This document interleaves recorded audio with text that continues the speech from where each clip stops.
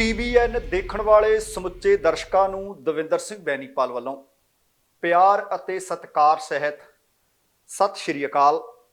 ਦਾ Benipal show ਵਿੱਚ ਤੁਹਾਡਾ ਸਭਨਾਂ ਦਾ ਨਿੱਘਾ ਸਵਾਗਤ। ਮਾਨ ਸਰਕਾਰ ਨੇ 1178 ਕਰੋੜ ਰੁਪਏ ਦੇ ਘਪਲੇ ਦੀ ਜਾਂਚ ਕੀਤੀ ਵਿਜੀਲੈਂਸ ਹਵਾਲੇ।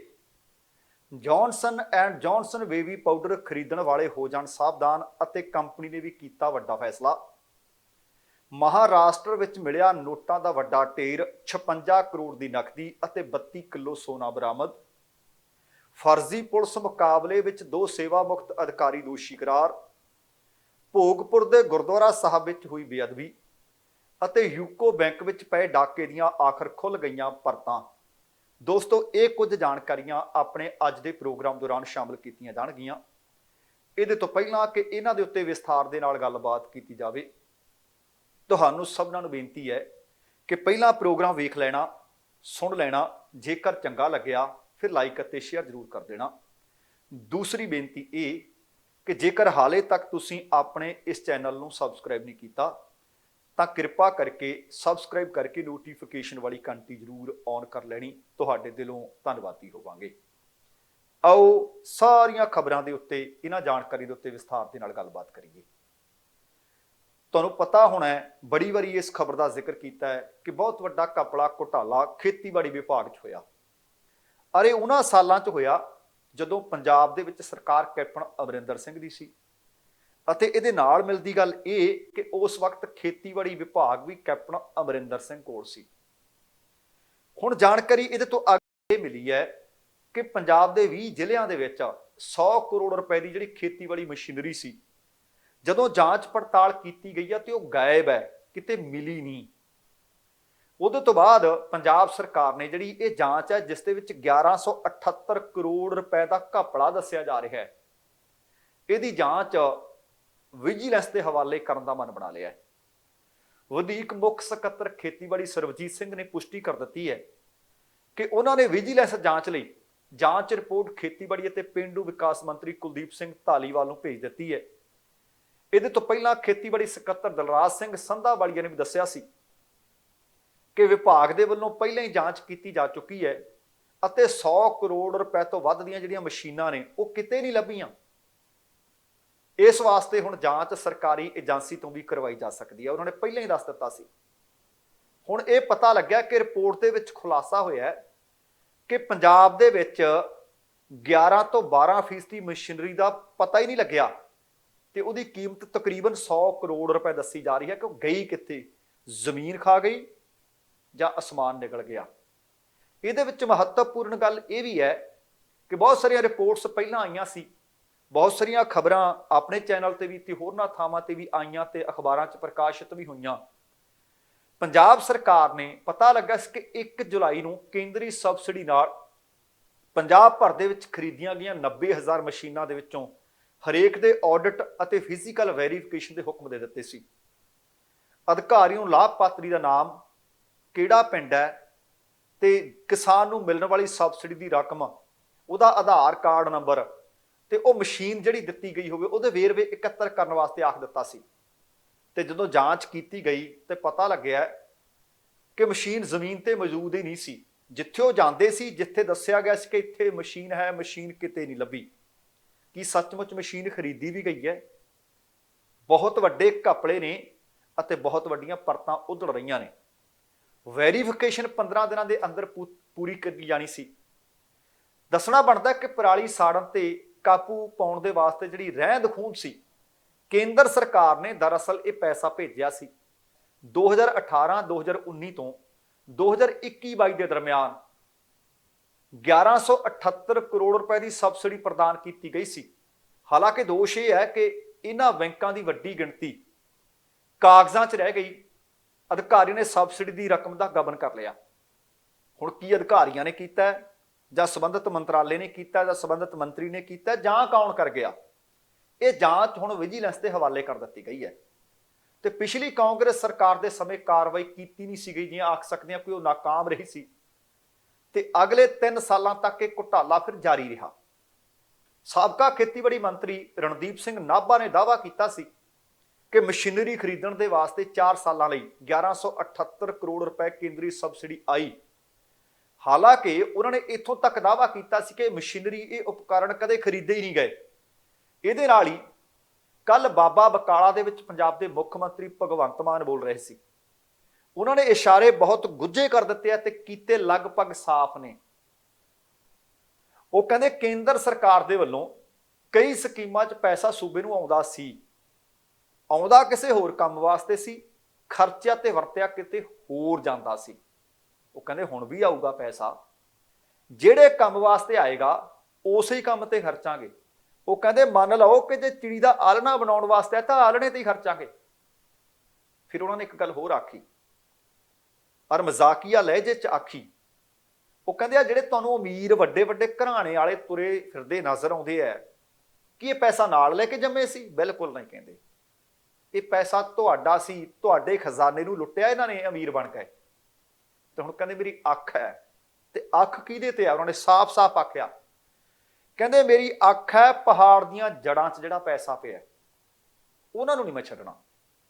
ਹੁਣ ਤੁਸੀਂ ਆਪ ਸਮਝੋ ਕਿ ਪਹਾੜਾਂ ਦੀਆਂ ਜੜ੍ਹਾਂ 'ਚ ਜਾਂ ਤਾਂ ਸਿਸਮਾ ਫਾਰਮ ਹੈ, ਜਾਂ ਭਾਈ ਪਹਾੜਾਂ ਦੀਆਂ ਜੜ੍ਹੀਆਂ 'ਚ ਸੁੱਖ ਵਿਲਾਸ ਬਣਿਆ ਹੋਇਆ ਹੈ। ਤੇ ਬੀਤੇ ਕਈ ਦਿਨਾਂ ਤੋਂ ਖਬਰਾਂ ਲਗਾਤਾਰ ਮਿਲ ਰਹੀਆਂ ਨੇ ਕਿ ਪੰਜਾਬ ਦੇ 3 ਸਾਬਕਾ ਮੰਤਰੀ ਹੈ ਜਿਨ੍ਹਾਂ ਦੇ ਉੱਤੇ ਇਸ ਵਕਤ ਬਾਜ਼ ਅੱਖ ਰੱਖੀ ਹੋਈ ਹੈ ਪੰਜਾਬ ਸਰਕਾਰ ਨੇ।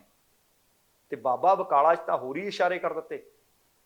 ਉਹ 3 ਮੰਤਰੀਆਂ ਜਾਂ ਇੱਕ ਹਲਕਾ ਵਿਧਾਇਕ ਤੋਂ ਇਲਾਵਾ ਆ ਕੁਝ ਵੱਡੇ ਆਗੂ ਜਿਹੜੇ ਪਹਾੜਾਂ ਦੀਆਂ ਜੜ੍ਹਾਂ 'ਚ ਕਹਿੰਦੇ ਪੈਸਾ ਦੱਬੀ ਬੈਠੇ ਹੈ, ਉਹਨਾਂ ਤੇ ਮੇਰੀ ਅੱਖ ਹੈ।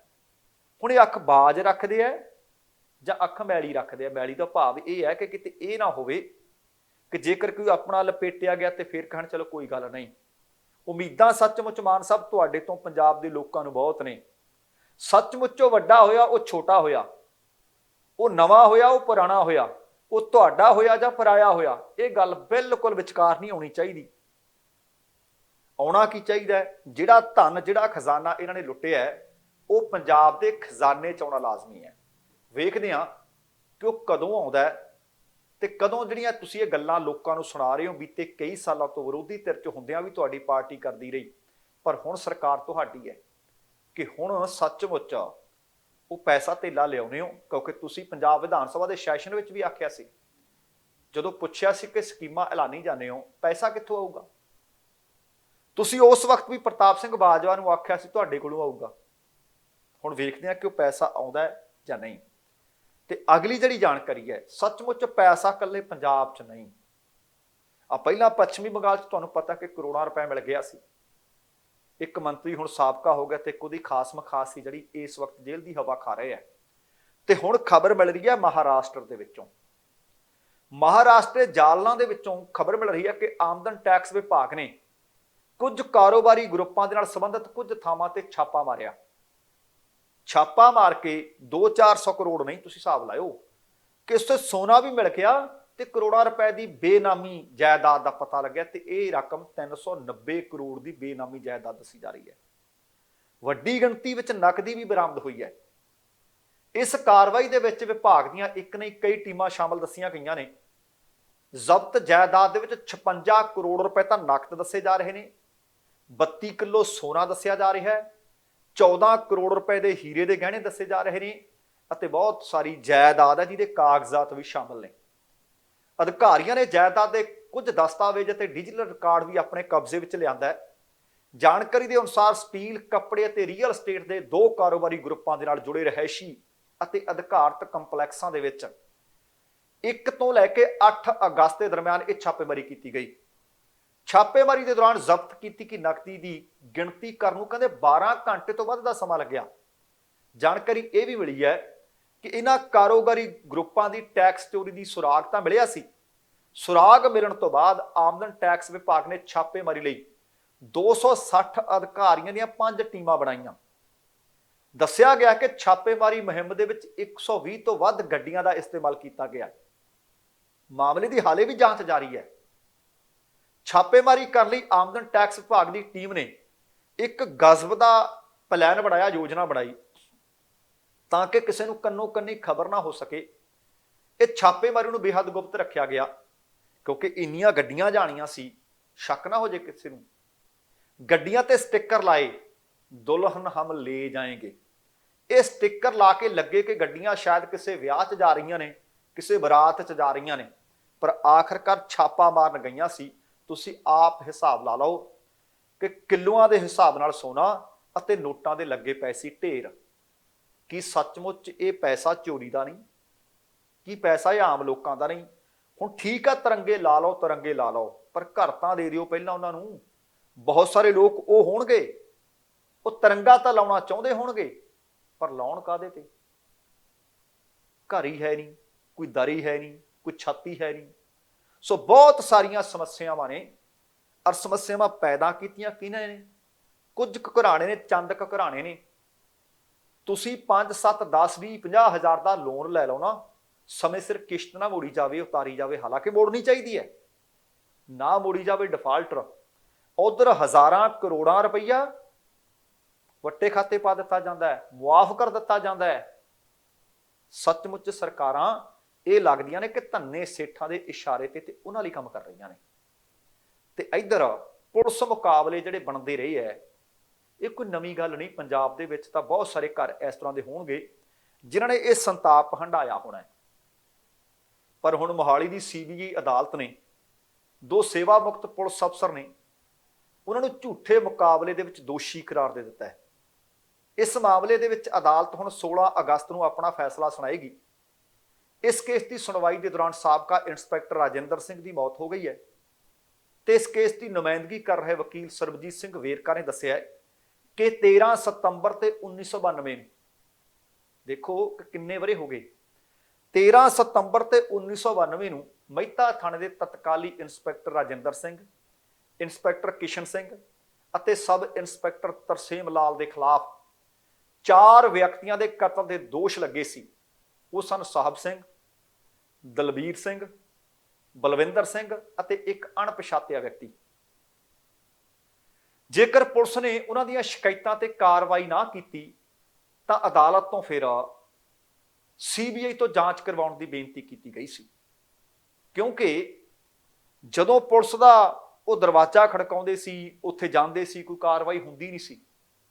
ਫਿਰ CBI ਨੇ ਇਹਨਾਂ ਅਧਿਕਾਰੀਆਂ ਦੇ ਖਿਲਾਫ 28 ਫਰਵਰੀ ਤੇ 1997 ਨੂੰ ਕਤਲ ਅਤੇ ਸਬੂਤ ਤਬਾਹ ਕਰਨ, ਨਸ਼ਟ ਕਰਨ ਦੇ ਦੋਸ਼ਾਂ ਦੇ ਤਹਿਤ CBI ਅਦਾਲਤ ਨੂੰ ਆਖਿਆ ਕਿ ਚਾਰਜਸ਼ੀਟ ਦਾਇਰ ਕਰੋ ਤੇ ਚਾਰਜਸ਼ੀਟ ਦਾਇਰ ਕੀਤੀ ਗਈ। ਇਸ ਮਾਮਲੇ ਦੀ ਸੁਣਵਾਈ ਦੇ ਦੌਰਾਨ, ਜਿਸ ਤਰ੍ਹਾਂ ਮੈਂ ਤੁਹਾਨੂੰ ਦੱਸ ਰਿਹਾ ਕਿ ਤਤਕਾਲੀ ਇੰਸਪੈਕਟਰ ਰਾਜਿੰਦਰ ਸਿੰਘ, ਉਹਨਾਂ ਨੇ ਮਹਿਤਾ ਥਾਣੇ ਵਿੱਚ ਨੌਕਰੀ ਦੇ ਦੌਰਾਨ ਉਹਨਾਂ ਦੀ ਤਾਂ ਮੌਤ ਹੋ ਗਈ ਸੀ ਤੇ CBI ਅਦਾਲਤ ਨੇ ਹੁਣ ਇੰਸਪੈਕਟਰ ਕਿਸ਼ਨ ਸਿੰਘ ਤੇ ਤਰਸੇਮ ਲਾਲ ਨੂੰ ਦੋਸ਼ੀ ਕਰਾਰ ਦੇ ਦਿੱਤਾ ਹੈ। ਸਰਬਜੀਤ ਸਿੰਘ ਵੇਰਕਾ ਨੇ ਦੱਸਿਆ ਕਿ 16 ਅਗਸਤ ਨੂੰ CBI ਅਦਾਲਤ ਇਸ ਕੇਸ ਦਾ ਫੈਸਲਾ ਫਿਰ ਸੁਣਾਏਗੀ। ਹੁਣ ਮੈਂ ਤੁਹਾਨੂੰ ਸੰਖੇਪ ਦੇ ਵਿੱਚ ਦੱਸ ਰਿਹਾ, ਅਸਲ ਦੇ ਵਿੱਚ ਪੰਜਾਬ ਦੇ ਵਿੱਚ 4 ਮੌਤਾਂ ਨਹੀਂ ਇਸ ਤਰ੍ਹਾਂ ਹੋਈਆਂ।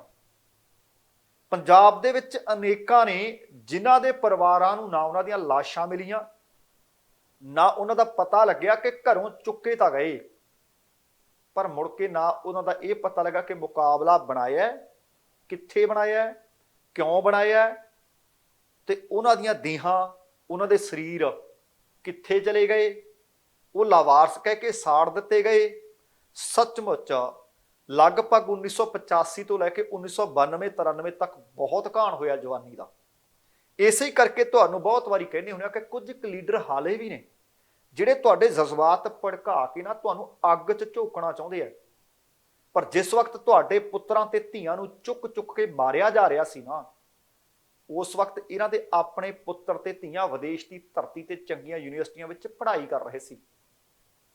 ਜਦੋਂ ਅਮਨ ਸ਼ਾਂਤੀ ਹੋ ਗਈ, ਸਦਕੇ ਆਪਣੇ ਕੋਲ ਬਿਠਾ ਲੈ, ਵੱਡੇ ਵੱਡੇ ਕਾਰੋਬਾਰ ਸਥਾਪਿਤ ਕਰ ਲਏ ਤੇ ਉਹ ਕਾਰੋਬਾਰਾਂ ਦੇ ਵਿੱਚ ਪੈਸਾ ਤੁਹਾਡਾ ਲੱਗਿਆ ਹੋਇਆ।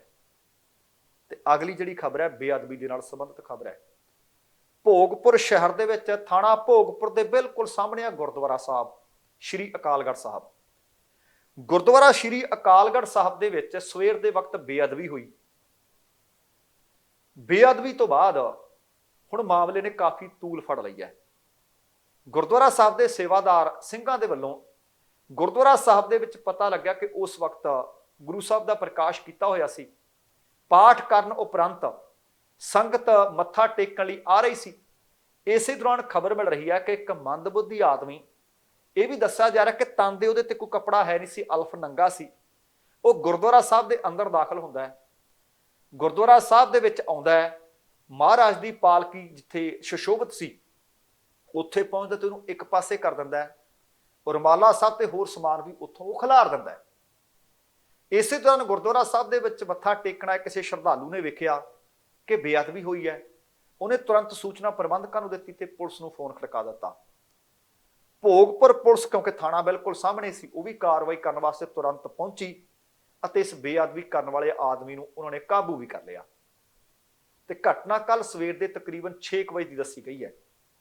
ਭੋਗਪੁਰ ਸ਼ਹਿਰ ਦੇ ਦੁਕਾਨਦਾਰ ਨੇ, ਜਿਨ੍ਹਾਂ ਦੇ ਵਿੱਚ ਮਨੀ ਭੰਡਾਰੀ ਤੇ ਇੱਕ ਵਿਅਕਤੀ ਹੋਰ ਦੱਸਿਆ ਜਾ ਰਿਹਾ ਹੈ, ਉਹ ਕਹਿੰਦੇ ਪੌਣੇ 6 ਵਜੇ ਦੇ ਕਰੀਬ ਇੱਕ ਮੰਦਬੁੱਧੀ ਆਦਮੀ ਜਿਹੜਾ ਕਿ ਅਲਪ ਨੰਗਾ ਸੀ, ਸਭ ਤੋਂ ਪਹਿਲਾਂ ਦੁਕਾਨ ਦੇ ਬਾਹਰ ਆਇਆ।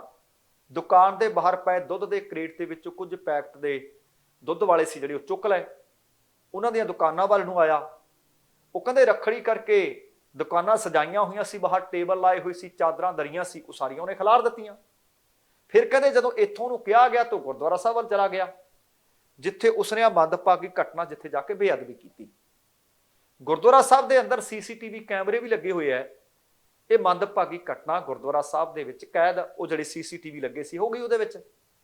ਤੇ ਪਰ ਮਾੜੀ ਗੱਲ ਇਹਦੇ ਚ, ਮਾੜਾ ਪਹਿਲੂ ਇਹ ਹੈ ਕਿ ਉਸ ਵਕਤ ਗੁਰਦੁਆਰਾ ਸਾਹਿਬ ਦੇ ਅੰਦਰ ਕੋਈ ਪ੍ਰਬੰਧਕ ਜਾਂ ਸੇਵਾਦਾਰ ਮੌਜੂਦ ਨਹੀਂ ਸੀ। ਪਰ ਦੂਸਰੇ ਪਾਸੇ ਜਿਹੜੀ ਭੋਗਪੁਰ ਦੀ ਸਿੱਖ ਸੰਗਤ ਹੈ ਨਾ, ਉਹ ਕਾਫੀ ਗੁੱਸੇ 'ਚ। ਸੰਗਤਾਂ ਨੇ ਕਿਹਾ ਕਿ ਗੁਰਦੁਆਰਾ ਸਾਹਿਬ ਦੇ ਵਿੱਚ ਬੇਅਦਬੀ ਕਰਨ ਵਾਲੇ ਨੌਜਵਾਨ ਨੂੰ ਅਣਪਛਾਤਾ ਸਾਬਤ ਕਰਕੇ ਉਸ ਉੱਪਰ ਮੁਕੱਦਮਾ ਤਾਂ ਦਰਜ ਕਰ ਲਿਆ, ਬਿਨਾਂ ਕੋਈ ਪੁੱਛਗਿੱਛ ਕੀਤਿਆਂ ਉਸ ਦਾ ਮੈਡੀਕਲ ਕਰਵਾ ਕੇ ਉਸ ਨੂੰ ਅਦਾਲਤ ਵਿੱਚ ਪੇਸ਼ ਵੀ ਕਰ ਦਿੱਤਾ ਗਿਆ। ਪੁਲਿਸ ਦੇ ਵੱਲੋਂ ਕਹਿੰਦੇ ਬੇਅਦਬੀ ਕਰਨ ਵਾਲੇ ਨੌਜਵਾਨ ਨੂੰ ਦਿਮਾਗੀ ਤੌਰ ਤੇ ਪਾਗਲ ਵੀ ਦੱਸ ਦਿੱਤਾ ਗਿਆ। ਇਸ ਕਰਕੇ ਉਹ ਸਾਡੇ 'ਚ ਕਹਿੰਦੇ ਰੋਸ ਹੈ।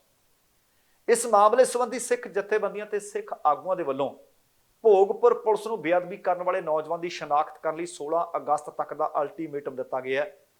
ਉਹਨਾਂ ਕਿਹਾ ਕਿ ਜੇਕਰ ਇਸ ਨੌਜਵਾਨ ਦੀ ਸ਼ਨਾਖਤ ਕਰਨ ਦੇ ਵਿੱਚ ਪੁਲਿਸ ਅਸਫਲ ਹੁੰਦੀ ਹੈ ਤਾਂ ਉਹ ਭੋਗਪੁਰ ਦਾ ਜਿਹੜਾ ਥਾਣਾ ਉਹਦੇ ਬਾਹਰ ਅਣਮਿੱਥੇ ਸਮੇਂ ਲਈ ਸ਼ਾਂਤਮਈ ਧਰਨਾ ਲਾਉਣਗੇ, ਪ੍ਰਦਰਸ਼ਨ ਕਰਨਗੇ ਤੇ ਵਾਹਿਗੁਰੂ ਦਾ ਜਾਪ ਕਰਨਗੇ।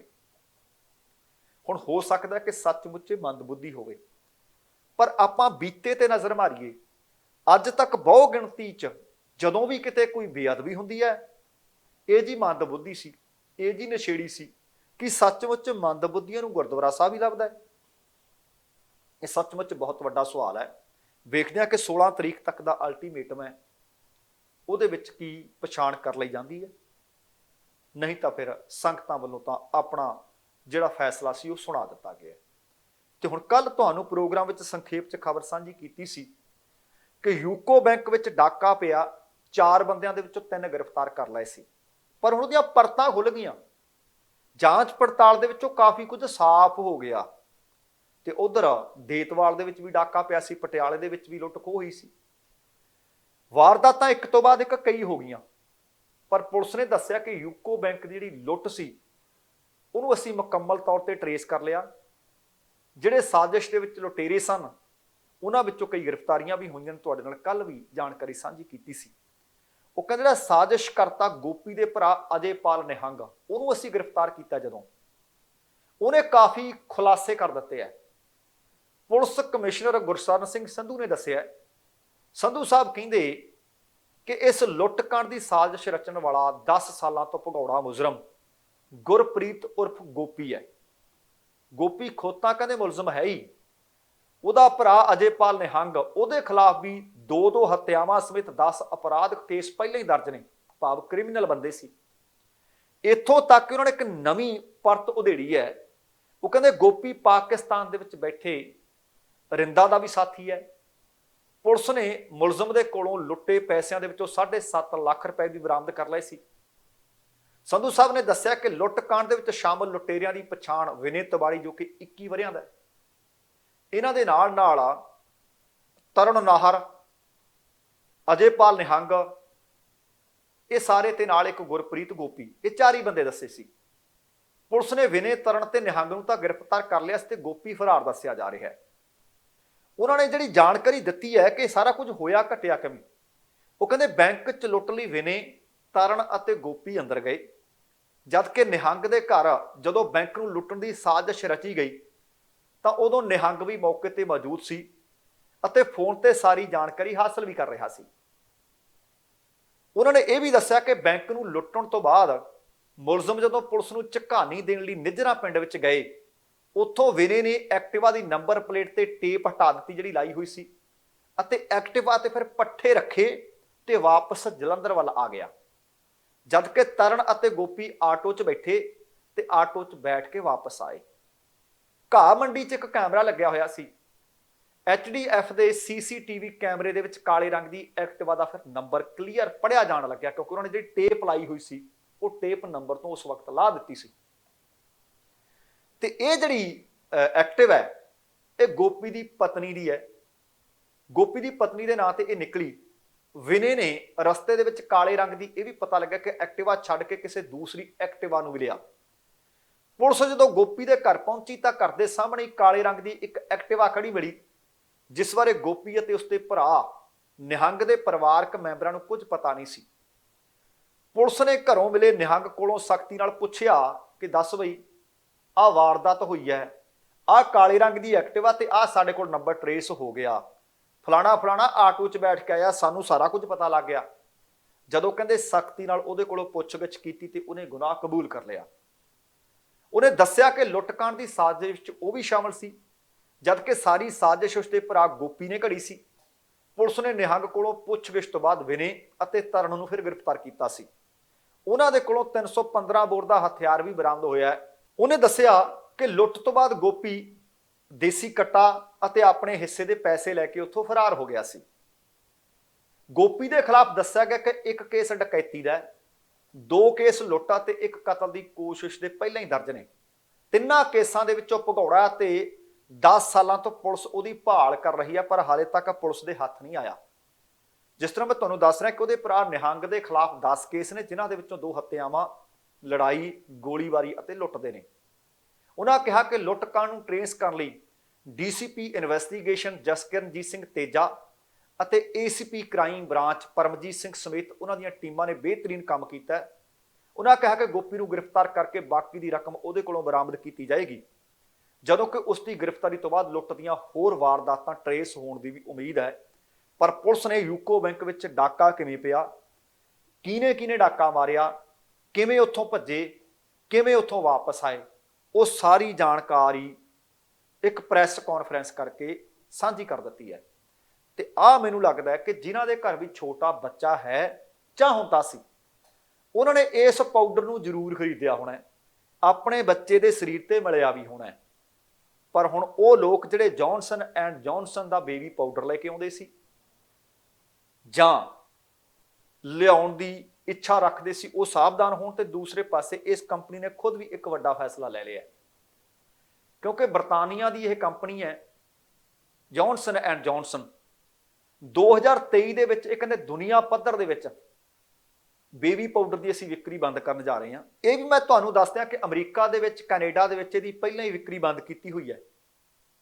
ਕੰਪਨੀ ਨੇ ਆਖਿਆ ਕਿ ਬੇਬੀ ਪਾਊਡਰ ਪਹਿਲਾਂ ਹੀ ਦੁਨੀਆ ਭਰ ਦੇ ਦੇਸ਼ਾਂ ਦੇ ਵਿੱਚ ਵੇਚਿਆ ਤਾਂ ਜਾਂਦਾ ਸੀ, ਪਰ ਹੁਣ ਇਹਨੂੰ ਵਿਸ਼ਵ ਵਿਆਪੀ ਪੋਰਟਫੋਲੀਓ ਤੋਂ ਹਟਾਉਣ ਦਾ ਫੈਸਲਾ ਕੀਤਾ ਗਿਆ ਹੈ। ਕੰਪਨੀ ਨੇ ਸਾਲ 2020 ਦੇ ਵਿੱਚ ਅਮਰੀਕਾ ਅਤੇ ਕੈਨੇਡਾ ਦੇ ਵਿੱਚ ਆਪਣੇ ਪਾਊਡਰ ਦੀ ਵਿਕਰੀ ਬੰਦ ਕੀਤੀ ਸੀ। ਬੰਦ ਕਰਨ ਦੇ ਪਿੱਛੇ ਦਰਅਸਲ ਕਾਰਨ ਸੀ, ਚਾਹ ਕੇ ਨਹੀਂ ਬੰਦ ਕੀਤੀ, ਬੰਦ ਕਰਨੀ ਪਈ ਸੀ। ਤੇ ਇਸ ਪਾਊਡਰ ਦੇ ਵਿੱਚੋਂ ਐਸਬੈਸਟਸ ਦੀ ਕਿਸਮ ਦਾ ਹਾਨੀਕਾਰਕ ਫਾਈਬਰ ਮਿਲਿਆ ਸੀ। ਇਸ ਫਾਈਬਰ ਨੂੰ ਕੈਂਸਰ ਦਾ ਕਾਰਨ ਮੰਨਿਆ ਜਾਂਦਾ ਹੈ। ਇਸ ਮਾਮਲੇ ਵਿੱਚ 35,000 ਔਰਤਾਂ ਨੇ ਬੱਚੇਦਾਨੀ ਦੇ ਕੈਂਸਰ ਹੋਣ ਤੇ ਕੰਪਨੀ ਦੇ ਉੱਤੇ ਮੁਕੱਦਮਾ ਠੋਕ ਦਿੱਤਾ ਸੀ। ਇਸ ਕਾਰਨ ਅਮਰੀਕਾ ਦੇ ਵਿੱਚ ਇਹਦੀ ਕਾਫੀ ਮੰਗ ਘਟ ਵੀ ਗਈ ਸੀ। ਫਿਰ ਕੰਪਨੀ ਨੇ 2020 ਦੇ ਵਿੱਚ ਅਮਰੀਕਾ ਤੇ ਕੈਨੇਡਾ ਦੇ ਵਿੱਚ ਇਸ ਬੇਬੀ ਪਾਊਡਰ ਦੀ ਵਿਕਰੀ ਬੰਦ ਕਰ ਦਿੱਤੀ ਸੀ। ਪਰ ਹਾਲੇ ਵੀ UK 'ਚ ਤੇ ਦੁਨੀਆ ਦੇ ਹੋਰ ਬਹੁਤ ਸਾਰੇ ਹਿੱਸਿਆਂ ਦੇ ਵਿੱਚ ਇਸ ਪਾਊਡਰ ਨੂੰ ਵੇਚਿਆ ਜਾਂਦਾ ਹੈ। ਅਮਰੀਕਾ ਦੀ ਇੱਕ ਅਦਾਲਤ ਨੇ ਇਸ ਪਾਊਡਰ ਦੇ ਕਾਰਨ, ਅੰਡਕੋਸ਼ ਦੇ ਕੈਂਸਰ ਦੇ ਕਾਰਨ ਕੰਪਨੀ ਤੇ 15,000 ਕਰੋੜ ਰੁਪਏ ਦਾ ਜੁਰਮਾਨਾ ਲਾਇਆ ਸੀ। ਇਸੇ ਦੌਰਾਨ ਅਦਾਲਤ ਨੇ ਕਿਹਾ ਸੀ ਕਿ ਕੰਪਨੀ ਨੇ ਬੱਚਿਆਂ ਦੀ ਸਿਹਤ ਦੇ ਨਾਲ ਖਿਲਵਾੜ ਕੀਤਾ ਹੈ। ਕੰਪਨੀ ਤੇ ਆਪਣੇ ਉਤਪਾਦਾਂ ਤੇ ਐਸਬੈਸਟਸ ਦੀ ਮਿਲਾਵਟ ਕਰਨ ਦਾ ਦੋਸ਼ ਲੱਗਿਆ ਸੀ। ਮਾਨਯੋਗ ਜੱਜ ਨੇ ਆਪਣੇ ਹੁਕਮ ਦੇ ਵਿੱਚ ਇੱਥੋਂ ਤੱਕ ਆਖ ਦਿੱਤਾ ਸੀ ਕਿ ਕੰਪਨੀ ਦੁਆਰਾ ਕੀਤੇ ਗਏ ਅਪਰਾਧ ਦੀ ਜੇਕਰ ਅਸੀਂ ਤੁਲਨਾ ਕਰਨੀ ਹੋਵੇ ਤੇ ਪੈਸਿਆਂ ਨਾਲ ਨਹੀਂ ਕੀਤੀ ਜਾ ਸਕਦੀ। ਇਹ ਬਹੁਤ ਵੱਡਾ ਅਪਰਾਧ ਹੈ। ਉਹ ਕਹਿੰਦੇ ਜੇ ਅਪਰਾਧ ਵੱਡਾ ਹੈ ਤਾਂ ਹਰਜਾਨਾ ਵੀ ਵੱਡਾ ਹੋਣਾ ਚਾਹੀਦਾ ਹੈ। ਅਦਾਲਤਾਂ ਤੇ ਕੈਪੀਟਲ ਹਿੱਲ ਤੇ ਕੰਪਨੀ ਨੇ ਵਾਰ-ਵਾਰ ਕਿਹਾ ਸੀ ਕਿ ਇਸ ਦੇ ਉਤਪਾਦ ਸੁਰੱਖਿਅਤ ਹਨ ਅਤੇ ਕੈਂਸਰ ਦਾ ਕਾਰਨ ਨਹੀਂ ਬਣਦੇ। ਪਰ ਅਮਰੀਕਾ ਤੇ ਕੈਨੇਡਾ ਤੋਂ ਬਾਅਦ ਹੁਣ ਜਦੋਂ ਇਸ ਮਸਲੇ ਦੇ ਉੱਤੇ ਲਗਾਤਾਰ ਸਵਾਲ ਉੱਠ ਰਹੇ ਸੀ, ਕੰਪਨੀ ਸਵਾਲਾਂ ਦੇ ਘੇਰੇ ਵਿੱਚ ਜਾ ਰਹੀ ਸੀ। ਅਗਲੇ ਵਰੇ 2023 ਤੋਂ ਜੌਨਸਨ ਐਂਡ ਜੌਨਸਨ ਨੇ ਆਖ ਦਿੱਤਾ ਹੈ ਕਿ ਸਾਡੇ ਵੱਲੋਂ ਬਣਾਇਆ ਜਾਂਦਾ ਬੇਬੀ ਪਾਊਡਰ ਅਸੀਂ ਬੰਦ ਕਰਨ ਜਾ ਰਹੇ ਹਾਂ। ਪਰ ਮੈਂ ਤੁਹਾਨੂੰ ਦੱਸ ਦਿਆਂ ਕਿ ਉਹ ਤਾਂ ਅਗਲੇ ਸਾਲ ਬੰਦ ਕਰਨ ਜਾ ਰਹੇ ਨੇ।